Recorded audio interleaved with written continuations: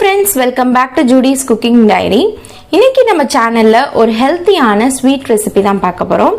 வீடியோக்குள்ள போறதுக்கு முன்னாடி கீழ இருக்கிற red colour subscribe button press பண்ணிட்டு பக்கத்துல இருக்கிற பெல் ஐகான் பிரஸ் பண்ணிக்கோங்க. வாங்க வீடியோக்குள்ள போலாம்.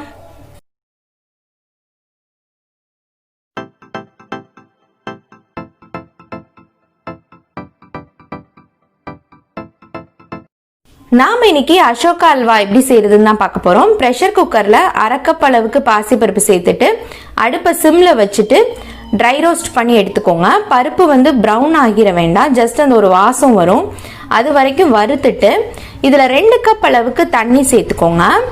மூடி போட்டு 4 விசில் மீடியம் ஃப்ளேம்ல வச்சு எடுத்துக்கோங்க.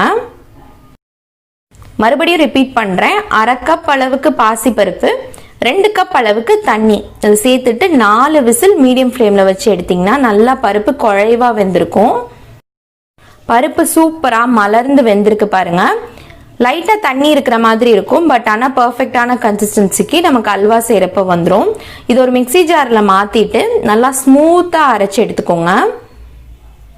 இந்த மாதிரி ஸ்மூத்தா அரைச்சு எடுத்துக்கோங்க. தண்ணி இல்லாம வேக வச்சிங்கன்னா கொஞ்சம் பருப்பு கெட்டியா வெந்து வரும். ஸோ அப்போ உங்களுக்கு அல்வா செய்யறப்ப ஹார்ட் ஆயிரும். இந்த மாதிரி நல்லா ஸ்மூத்தா அரைச்சு எடுத்ததுக்கு அப்புறம் நம்ம அல்வா செய்ய ஸ்டார்ட் பண்ணிடலாம். நான்ஸ்டிக் பேன்ல அரை கப் அளவுக்கு ஃபர்ஸ்ட் நெய் எடுத்து வச்சுக்கோங்க. அதுல 1/4 கப் அளவுக்கு நெய், பாதி அளவுக்கு நெய்யை சேர்த்துட்டு நெய் நல்லா உருக்குனதுக்கு அப்புறம் ஒரு கைப்பிடி அளவு முந்திரி பருப்பு சேர்த்துட்டு நல்லா கோல்டன் கலர்ல ஆகிற வரைக்கும் வறுத்து எடுத்து வச்சுக்கோங்க. நல்லா கோல்டன் கலர்ல வறுபட்டதுக்கு அப்புறம் அந்த முந்திரி பருப்போட நெய்யையும் சேர்த்து ஒரு கிண்ணத்துல மாத்தி வச்சுக்கோங்க. இப்ப அதே பேன்ல 2 டேபிள் ஸ்பூன் அளவுக்கு கோதுமை மாவு சேர்த்துட்டு அடுப்பை சிம்ல வச்சுட்டு வறுத்துக்கோங்க. ஒரு 2 மினிட்ஸ் வறுத்த உடனே அந்த பச்சை வாசனை போயிடும். இப்ப இந்த கோதுமை மாவையும் இன்னொரு தட்டுல டிரான்ஸ்ஃபர் பண்ணிட்டு அடுப்பை ஆஃப் பண்ணிக்கோங்க.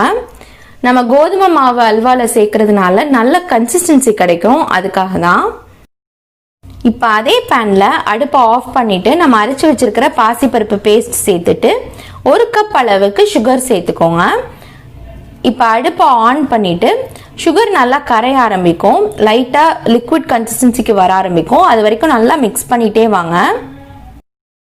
அடுப்பை சிம்ல வச்சுட்டு சுகர் நல்லா மெல்ட் ஆகி வந்துருச்சு, நல்லா தண்ணியான கன்சிஸ்டன்சிக்கு வர ஆரம்பிச்சிச்சு.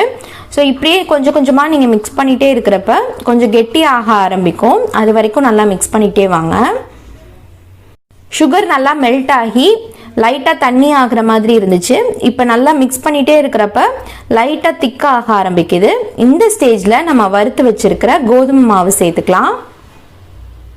கோதுமை மாவு சேர்த்துட்டு நல்லா மிக்ஸ் பண்ணிட்டே வாங்க. லைட்டாக கட்டி கட்டியாக ஃபார்ம் ஆகுற மாதிரி இருக்கும், பட் நீங்கள் மிக்ஸ் பண்ண அது நல்லா கரைஞ்சு வந்துடும். கோதுமை மாவு நல்லா கரையிற வரைக்கும் மிக்ஸ் பண்ணிட்டே வந்தாச்சு. ஸோ நல்லா மிக்ஸ் பண்ணதுக்கப்புறம் பார்த்தீங்கன்னா கொஞ்சம் கெட்டியாக ஆரம்பிக்கும். இந்த ஸ்டேஜில் நம்ம 1/4 கப் அளவுக்கு மீதி நெய் எடுத்து வச்சிருக்கிறோம்ல, அதுலேருந்து ஒரு ஸ்பூனாக நெய் சேர்த்துக்கிட்டே வரணும். இந்த அல்வாவில் முக்கியமான ஸ்டெப்பே இதுதான். ஜஸ்ட் நீங்கள் 1 ஸ்பூன் அளவுக்கு நெய் சேர்த்தோன்னே நெய் இருக்கிற ஃபீல் இருக்கும், பட் ஆனால் நீங்கள் மிக்ஸ் பண்ண கம்ப்ளீட்டாக அந்த நெய் அப்சர்வ் ஆகி வந்துடும். அதுக்கப்புறம் நம்ம இன்னொரு ஸ்பூன் நெய் விடணும், அதுக்கப்புறம் கம்ப்ளீட்டாக அது அப்சர்வ் ஆனதுக்கப்புறம் அடுத்த ஸ்பூன் விடணும். அந்த மாதிரி விட்டுக்கிட்டே வரணும். ஃபஸ்ட்டு 1 ஸ்பூன் அளவுக்கு நெய் விட்டுட்டு நல்லா மிக்ஸ் பண்ணி வந்ததுக்கப்புறம் இதில் நம்ம ஃபுட் கலர் சேர்த்துக்கலாம். இந்த அல்வாவை இன்னும் கொஞ்சம் கலர்ஃபுல் ஆக்குறதுக்கு ஒரு பிஞ்ச் அளவுக்கு ஃபுட் கலர்ல கொஞ்சமா 2-3 சொட்டு தண்ணி சேர்த்து நல்லா மிக்ஸ் பண்ணிட்டு அதை இதுல சேர்த்துக்கோங்க. இல்ல ஜஸ்ட் நேச்சுரலாவே அந்த எல்லோ கலர்ல இருக்கிறது நல்லா இருக்குன்னு ஃபீல் பண்ணீங்கன்னா ஃபுட் கலர் சேர்க்க வேண்டாம். இல்ல குங்குமப்பூ கூட சேர்த்துக்கலாம், நல்லா இருக்கும். இப்ப ஃபுட் கலர் சேர்த்துட்டு நல்லா மிக்ஸ் பண்ணிட்டே வர்றப்ப கொஞ்சம் ட்ரை ஆகுற மாதிரி இருந்துச்சு. ஸோ அதுல இருந்து 1 டேபிள் ஸ்பூன் அளவுக்கு நெய் சேர்த்து நல்லா மிக்ஸ் பண்ணி விட்டுக்கிறேன். நல்லா ஞாபகம் வச்சுக்கோங்க, அடுப்பை லோ மீடியம் ஃப்ளேம்ல தான் வச்சுக்கணும். வச்சுட்டு மிக்ஸ் பண்ணிட்டே இருக்கிறப்ப அல்வா திக்கா ஆக ஆரம்பிச்சோடனே நம்ம வச்சிருக்கிற நெய்யை வந்து ஒரு ஸ்பூனா சேர்த்துக்கிட்டே வந்தோம். இப்போ எடுத்து வச்சிருந்த அந்த 1/4 கப் அளவுக்கு நெய் ஃபுல்லாவே நம்ம இப்போ சேர்த்து முடிச்சாச்சு. இப்போ மிக்ஸ் பண்ணிட்டு நல்லா நெய் அப்சர்வ் ஆகி வந்ததுக்கு அப்புறம் நம்ம நெய்ல வறுத்து வச்சிருக்கிற முந்திரி பருப்பு இருக்குல்ல, அதுல இருக்கிற நெய்யை கொஞ்சம் கொஞ்சமா சேர்த்து மிக்ஸ் பண்ணிட்டே வாங்க. எப்ப நம்ம கடைசியா முந்திரி பருப்பு சேர்க்கணும்னு பாத்தீங்கன்னா அல்வா சுத்தமா பாத்திரத்துல ஒட்டாம அப்படியே இந்த மாதிரி சுருண்டு வர ஆரம்பிக்குதுல, இந்த ஸ்டேஜ்ல தான் நம்ம இப்ப வறுத்து வச்சிருக்கிற முந்திரி பருப்பு சேர்க்கணும். முன்னாடியே சேர்த்துட்டீங்கன்னா நெய் நமக்கு தட்டுப்பாடாயிரும். ஸோ அதனால மிக்ஸ் பண்ணிட்டே வாங்க. உங்களுக்கு பாத்திரத்துல ஒட்டாம இந்த மாதிரி சுருண்டு வருதுல, ரோல் ஆகிட்டு வருதுல, இந்த ஸ்டேஜ்ல நம்ம வறுத்து வச்சிருக்கிற முந்திரி பருப்பு சேர்த்தோம்னா கரெக்டா இருக்கும். இந்த அல்வாவுக்கு ரொம்பவே குறைவான பொருட்கள் தான் தேவைப்படும். ஜஸ்ட் பாசிப்பருப்பு, நெய், சர்க்கரை இது இருந்தாலே நம்ம செஞ்சு முடிச்சிடலாம். ஸோ இப்போ இந்த ஸ்டேஜ்ல நம்ம முந்திரி பருப்பு சேர்த்துக்கலாம். 2 பிஞ்ச் அளவுக்கு ஏலக்காய் பொடி சேர்த்துட்டு நல்லா மிக்ஸ் பண்ணிக்கோங்க. உங்களுக்கு ஏலக்காய் பொடியோட வாசனை பிடிக்காதுன்னா அதை ஸ்கிப் பண்ணிக்கோங்க.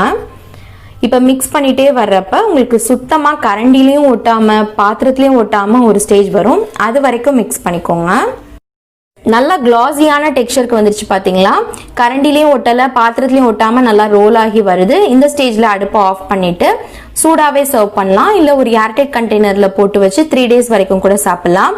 கண்டிப்பா ட்ரை பண்ணி பார்த்துட்டு எப்படி இருந்துச்சுன்னு எனக்கு கமெண்ட்ல ஃபீட்பேக் சொல்லுங்க. நான் உங்களை இன்னொரு இன்ட்ரெஸ்டிங்கான ரெசிபில வந்து மீட் பண்றேன். அது வரைக்கும் பாய்.